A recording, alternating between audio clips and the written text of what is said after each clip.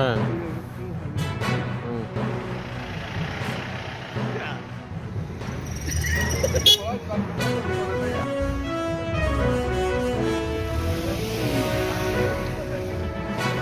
দাদার নাম কি? অনু সরকার। অনু সরকার। বাড়ি কোনখানে? গোকুলপুর। আইছিলেন কোনখানে? মতাই। মানে বিলোনিয়া? বিলোনিয়া মতাই। কেন আইছিলেন?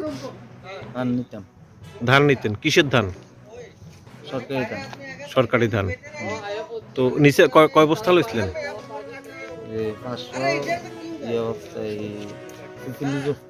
546 বস্তা। এখন নিয়ে রওনা দিছেন। আপনার গাড়ি থেকে কি ধান কিতা হয়েছে? কোনছে ঘটনা?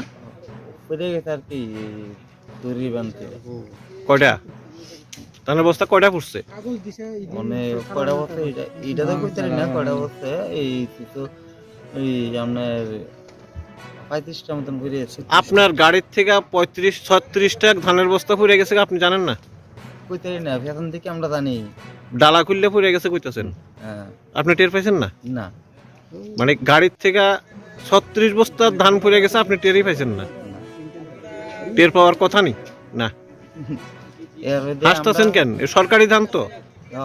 আমরা মালিকের গাড়ি আছে এনে, আমরা মালিকের গাড়ি ফোন করে কইছে।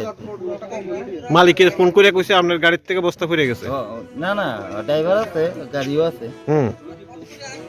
কইছে এই ধান যে কৃষকের একদম ইয়ে করা ধান তো জানেন তো না, পরিশ্রম করা ধান।